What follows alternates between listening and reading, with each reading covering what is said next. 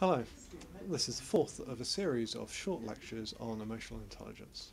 I'm James Thurtle, I'm an associate at the Campaign Company.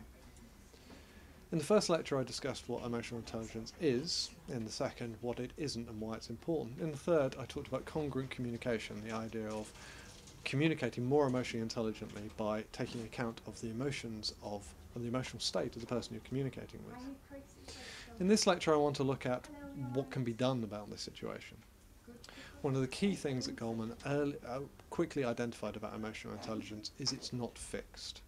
The idea about IQ and the person's intellect is it's more or less fixed over the course of their lifetime, but emotional intelligence can be improved at any point.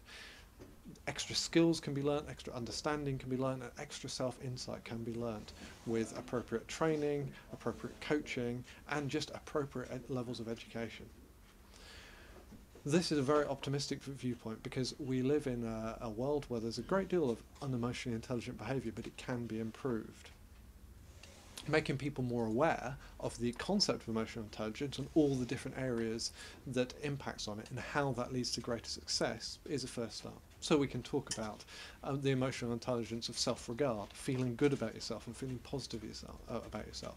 How emotionally intelligent it is to be optimistic and positive, to take a positive attitude towards solving skills. The importance of empathy, understanding the feelings of the people you're talking with.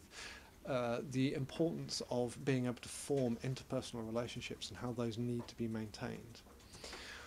As people become more emotionally intelligent, they can communicate more efficiently, they can form better and more lasting relationships, and they are more in control of their own lives and more able to succeed in their own lives.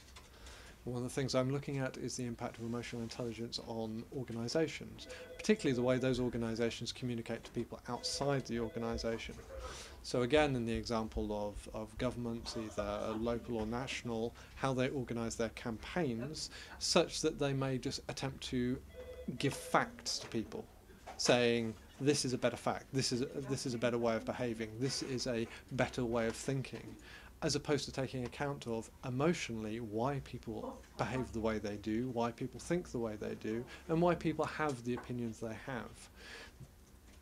Actions and habits and opinions have a huge emotional component, and if that's not addressed, behaviour won't change. For instance, the decision to have safe or unsafe sex is not an intellectual decision. It is not something someone rationalises. They feel an emotion and they act on it. Now that emotion may be to have the self-insight of the risk that they're taking by having unsafe sex and choosing not to, or it may be the simple impulse to, I want to have sex, I want to have it right now, and I don't want to have this awkward conversation, and therefore to have unsafe sex. That's an emotional decision. Now simply repeating the message, unsafe sex is dangerous, people already know that to a very large degree. It has to be conveyed in an emotionally coherent way to actually influence behaviour. More emotionally intelligent behaviour can be introduced by better education, better training, and better knowledge about what emotionally intelligent behaviour is and the benefits it brings.